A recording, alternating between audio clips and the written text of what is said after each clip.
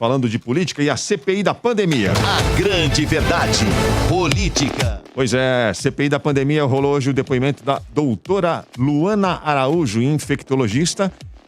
Ela foi notícia recentemente porque ela ficou apenas 10 dias no cargo no Ministério da Saúde, numa secretaria nova que estavam montando lá no Ministério. Ela é conhecida crítica do uso de remédios sem eficácia comprovada contra a Covid-19 e foi indicada pelo ministro da Saúde, Marcelo Queiroga, para exercer o cargo de secretária extraordinária de enfrentamento à Covid. Vai lá, Tonholi, dá o primeiro destaque, comenta e passa a bola. Não, o primeiro destaque é que a gente conseguiu fazer muito clara a diferença entre ciência e não ciência ao comparar o depoimento dela com a Nise Yamaguchi ontem. A Luana respondia tudo de cabeça, não trouxe uma anotação, não fez uma anotação. Ela é formada pela Universidade Johns Hopkins, que nessa questão de pandemia, com certeza é a maior universidade do mundo, e ela combateu a não ciência com uma clareza solar que deixou para a gente ver o quanta desinformação nos foi dada ontem pela doutora Nise Yamaguchi, e foi um depoimento brilhante. Pois é, curioso que no dia de hoje, muita gente, inclusive profissionais da área da saúde, obviamente que tem lá o lado político, o viés bolsonarista nesses profissionais, mas muita gente ficou tentando defender o que aconteceu ontem entre a doutora Nise e o senador Otto Alencar. Não sei se você viu isso nas redes hoje, Tonholi. Vi os caras fulminando o Otto Alencar, tanto que o Otto Alencar hoje não fez perguntas para Luana Araújo. Ele simplesmente se defendeu dos ataques que recebeu do exército bolsonarista. Pois é. As pessoas fazem algumas edições, né? Tiram lá um pedacinho da resposta. O fato é que o senador Otto Alencar fez perguntas ali elementares para ela e ela demorou muito para responder quando respondeu, né? Ela ficou muito hesitante, demonstrando claramente que ela não tinha domínio do assunto para alguém que estava se oferecendo como uma profissional com soluções rápidas aí para o problema que o país enfrenta nessa pandemia. Bárbara, você quer comentar? Você chegou a assistir algum trecho, pelo menos, da... Olha, da Luana eu não assisti, mas o que me parece é que tem uma diferença muito clara entre uma e a outra. A diferença é a ideologia. Uma usou a ideologia na hora de tomar as decisões médicas ou científicas ou no aconselhamento que ela fez ao Ministério da Saúde, às autoridades governamentais, as mais altas possíveis, que ela foi chamada para dar o palpite dela, e ela usou a ideologia, que é o mais grave pecado que ela podia fazer, que como médica ela não tinha que ter feito isso, ela tinha que ter agido como médica. Tanto que o colega dela, o Anthony Wong, que fez a mesma coisa, faleceu de Covid, né? E a doutora Luana não fez isso, ela foi lá e para ela foi mais fácil falar, porque ela se pautou apenas pelo conhecimento médico, aí fica muito mais fácil. Por isso que ela não precisou se apoiar no advogado e ficar ali ontem, né, os parlamentares lá, os senadores ficaram reclamando o tempo todo que a doutora Nise estava se valendo da ajuda do advogado dela o tempo todo, porque ela estava insegura. E eu até entendo, viu, Tonholi, que ela deve ter chegado ali com muito medo para depor, sabendo do que está acontecendo e o que aconteceu depois das decisões que ela ajudou e que ela apoiou o governo a tomar sobre a pandemia e o resultado catastrófico que essas decisões acabaram gerando, ela, de fato, devia estar bem apreensiva. E não deve ter sido fácil. Bárbara, a coisa mais bonita é que isso foi lindo, Aldrin, Juliana, isso foi lindo. Ela levou um advogado, sim, o advogado era um médico e advogado e pai dela. e uma hora ela explicou por que o pai se tornou advogado. O pai se tornou advogado porque a Luana Araújo era tão inteligente que com 2 anos ela já lia e escrevia, e com 15 anos ela já tinha terminado todo o ensino básico e secundário, e teve uma questão jurídica dela não poder avançar nos estudos da faculdade por causa da idade. E o pai dela se tornou um advogado para defender o estudo da filha. E o pai ficou com ela e está ficando até esse momento lado a lado no depoimento. Uma história muito bonita. Que é muito lindo, legal. Mas eu estava falando do advogado da Nise, né? Que ele ficou do lado dela para depor, porque eu imagino que ela devia estar com muito medo, porque tudo o que ela decidiu e todas as declarações que ela deu, que ela sabia que estavam filmadas e que foram mostradas, inclusive, pelos senadores, ela apoiando a hidroxicloroquina, aquela coisa toda, aquilo pode ir para o Tribunal de Haia, né, em última instância. Então, essa mulher não deve estar dormindo muito bem. E ela até que foi muito bem no depoimento dela, porque ela ficou bastante tranquila. Eu tive a impressão que a doutora Anise tem uma certa empáfia. E aí, conversando com alguns médicos muito importantes, que a gente ouve quase todo dia dando depoimento aí sobre essa pandemia, alguns deles estudaram com ela. Eu vi até falando no Twitter, falaram comigo em particular, mas eu vi ontem o doutor Eduardo Jorge falando no Twitter, dizendo que ele tem muito respeito por ela, mas não no que tange as questões da pandemia, as questões do Covid, que nisso eles discordam flagrantemente. Tanto que ela é uma médica que atua num dos maiores hospitais do mundo, que é o Albert Einstein.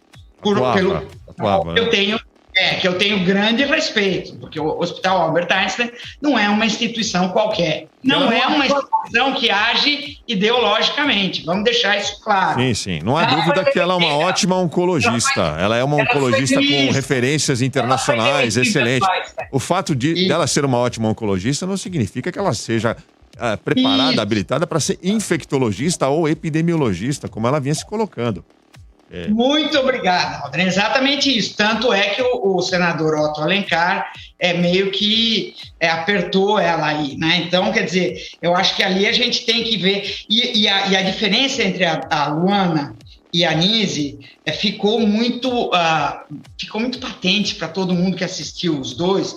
E eu acho que isso aí dá para a gente perceber a diferença entre o que pensa uma parcela da população, que é aquela que não acredita em tratamento preventivo, e aquela que acredita que você tem que tomar vacina e se resguardar e usar máscara e etc., que é o que a Organização Mundial de Saúde e todo mundo de um certo bom senso no mundo civilizado acredita. Juliana Frattini, por favor. Juliana, antes de você falar, vamos assistir um pedacinho da doutora Luana Araújo? Em algum momento a senhora discutiu ou conversou com o ministro Marcelo Queiroga a respeito de tratamento precoce, medidas não farmacológicas? O ministro Marcelo Queiroga é um homem da ciência. Todos nós somos absolutamente a favor de uma terapia precoce que exista. Quando ela não existe, ela não pode se tornar uma política de saúde pública. Mas a pergunta foi, conversou em algum momento? Não conversou, discutiu sobre esse assunto? Isso nem foi um assunto, senador. Essa é uma discussão delirante, esdrúxula, anacrônica e contraproducente. Quando eu disse que há 1 ano atrás nós estávamos na vanguarda da estupidez mundial, eu, infelizmente, ainda mantenho isso em vários aspectos. Porque nós ainda estamos aqui discutindo uma coisa que não tem cabimento. É como se a gente estivesse escolhendo de que borda da Terra plana a gente vai pular. Não tem lógica. Ela coloca aí que é um tema que já foi descartado, né, no mundo inteiro, né, Juliana Frattini? A gente já falou isso aqui antes. Estamos discutindo cloroquina ainda. Já conversamos muito mesmo, né? É uma perda de tempo. Ela está com toda a razão de se colocar ali nesse momento e dizer que realmente é uma perda de tempo. essa discussão nesse momento, não faz sentido nenhum. Pois é. Ela falou também sobre a polarização. Muita gente talentosa deixa de trabalhar no governo por conta dessa polarização. Ela mesma teria sofrido ameaças. Ela falou que conhece vários médicos infectologistas que receberam ameaças e ela própria recebeu diversas ameaças depois que ela foi afastada do governo. Inclusive o endereço residencial dela teria sido divulgado na internet. Isso aí é a horda, a esgotosfera do Twitter, né, gente? Bárbara conhece bem isso, né, Bárbara? Conheço. Olha, você sabe que o primeiro caso o primeiro crime cometido na internet foi contra mim e contra a Maria Cristina Poli. Só que chegou lá um e-mail me ameaçando e tal coisa, quando você sair na rua, olha em volta, eu vou estar lá para te pegar. Eu liguei para minha mãe, eu lembro, falei, olha, chegou aqui um negócio, tal, uma coisa desagradável, e eram tantos e-mails que levou meia hora para baixar, na época da internet discada. Eu olhei, coisa desagradável, mas era uma coisa que acontecia comigo desde a primeira semana que eu entrei no jornalismo. Foi a primeira ameaça de morte que eu tive, foi a primeira semana que eu entrei no jornalismo. Aí eu comentei com a minha mãe, 2 dias depois me liga a Maria Cristina Poli falando que era grande jornalista, trabalhou na Globo, na TV Cultura, em vários locais, que eu perdi inclusive ela de vista esses últimos anos, mas que é uma querida amiga, e ela falou, Bárbara, você foi ameaçada, eu também fui, porque para ela era uma coisa, ela não estava acostumada a se meter nesse tipo de encrenca, e ela por acaso tinha entrevistado o Mauro Marcelo, que depois acabou virando o chefe, o diretor da ABIN, né?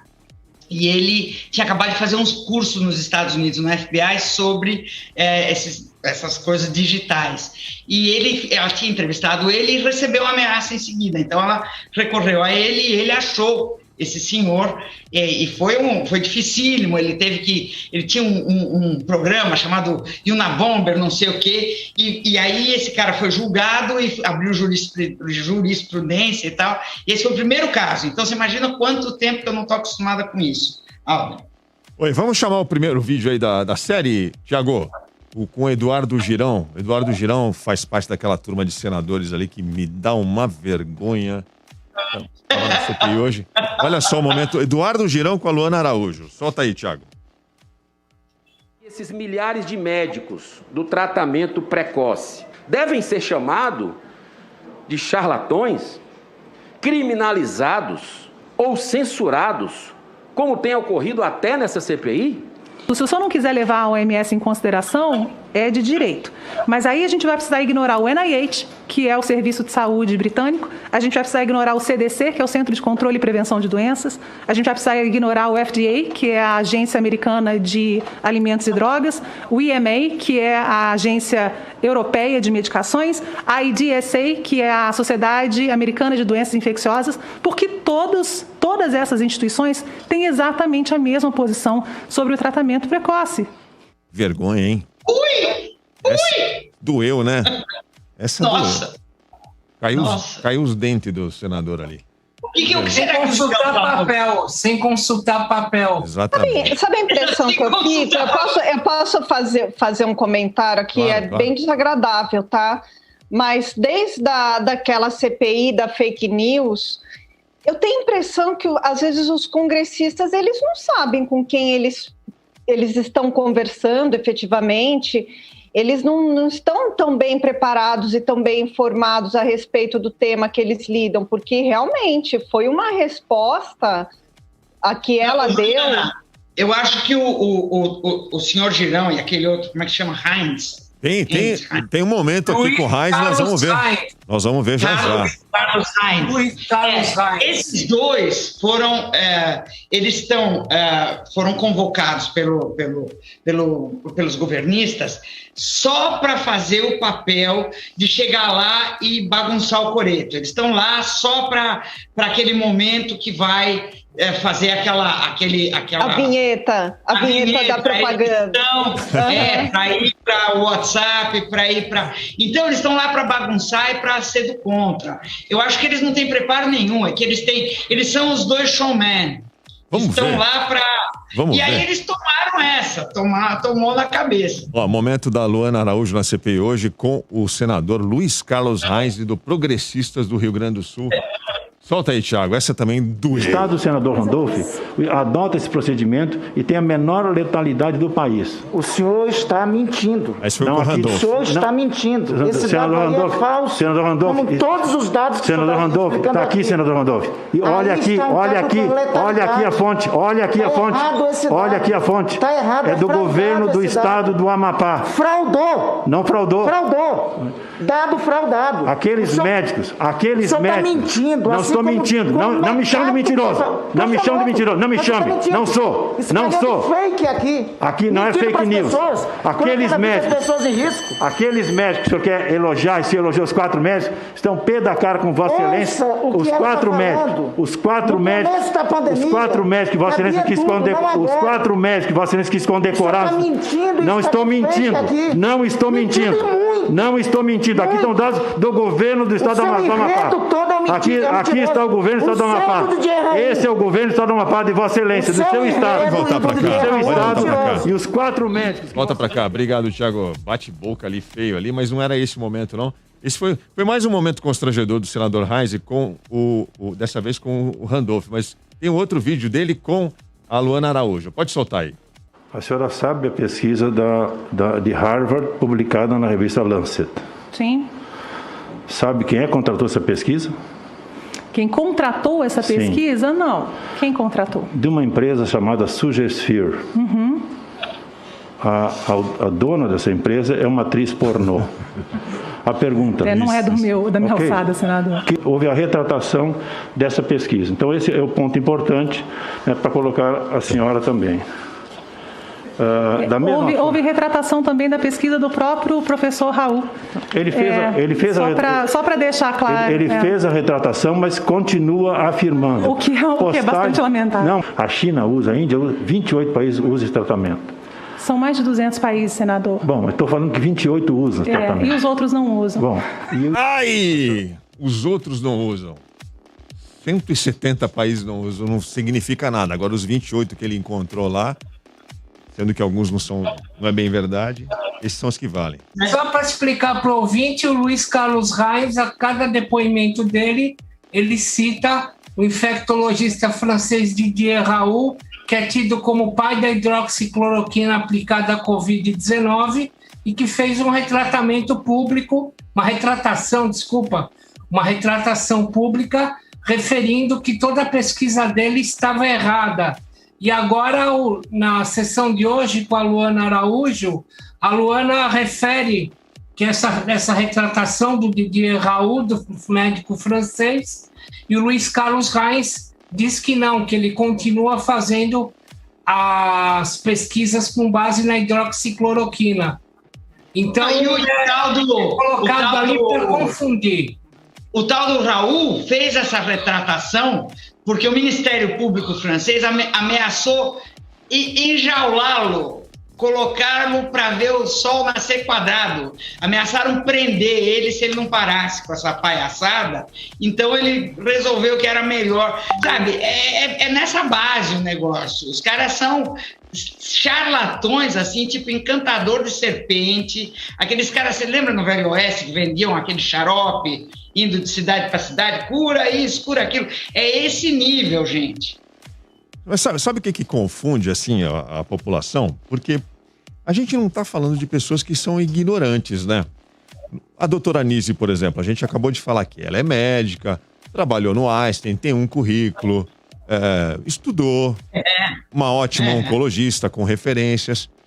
Mas como é que é o nome disso? Se ela não é ignorante, afinal de contas ela tem um currículo... Ideologia. Ela é ideologia. O quê? É estúpida? Não, ela não é. Ela tem ideologia. É uma ideologia de direita que é chamada de fanatismo. Então, eles são fanáticos. Eles acreditam em coisas como terra plana. Diz que essa doutora, na faculdade, ela já era assim. Na faculdade, ela é conhecida pelos pares dela, pelos doutores. Eu estava falando do doutor Eduardo Jorge, e conhecido, um sujeito respeitadíssimo. Tem outros tantos doutores muito respeitados que fizeram faculdade com ela, que relatam isso, que ela era conhecida, que a ideologia dela é mais forte do que o conhecimento médico ou do que a vocação médica dela, que ela prestou juramento. Então, ela é conhecida por isso. E pode ser que tenha outras coisas atrás disso que a gente vai ficar sabendo, porque hoje em dia o dinheiro tem DNA. E como a gente sabe que teve não sei quantas reportagens, acho que foi a da Folha, não é? Que revelou que há empresas aí que ganharam muito dinheiro vendendo ivermectina, que chama esse negócio? Ivermectina. Eu, sinceramente, me desculpa, mas eu sou obrigada a levantar suspeitas, porque é tão extravagante a coisa da pessoa defender, até hoje, um ano depois, 450 mil mortos depois, continuar defendendo um tratamento preventivo que ninguém, inclusive todas aquelas instituições que a doutora Luana levantou, não defende mais. Alguém tão experiente como essa doutora Anise continuar defendendo, que eu sou obrigada, como uma pessoa minimamente coerente, a levantar essa suspeita de que existe algum outro motivo menos cristão ou menos ortodoxo para ela estar defendendo dessa forma tão abnegada. Juliana, queria aproveitar, eu não sei o que você vai comentar, mas você que conhece bem o movimento das redes, esse comportamento, estúpido, que a gente vê de pessoas que têm aí diploma, a gente falou da médica, tem senadores, isso é uma coisa que você vê com frequência nas redes sociais, né? Você apresenta fatos e o retorno que você tem nas redes sociais mas eu não quero acreditar nesses fatos, eu acredito no que eu acredito e acabou. E não, mas é o que a Bárbara estava falando, a ideologia é uma paixão. As pessoas não trocam é uma paixão, como eu já falei aqui, como por um time de futebol. Não trocam o time de futebol do coração porque ele perdeu uma partida. Então, eles vão até o fim. É a ideologia que prevalece, é o sentimento passional. Não tem prazo de validade, né? Já namorei homem. Já namorei muito bandido. Você já não namorou, Juliana? Muito bandido. Homem que prestava. Por isso que eu até mudei de time. Eu sempre torci pelo Santos. Mas mudei de time porque já namorei tanto cafajeste, não tão cafajeste, quanto nunca namorei miliciano, nunca namorei gente que fala que se tivesse filho gay, preferia que era morto, essas coisas todas, estupra, mas não mata, essas coisas nunca. Mas já namorei homem que me fez sofrer, cafajeste. Você também já deve ter se metido com gente que faz... E a gente faz isso, então a ideologia, o fanatismo leva a isso, não é verdade? A grande verdade.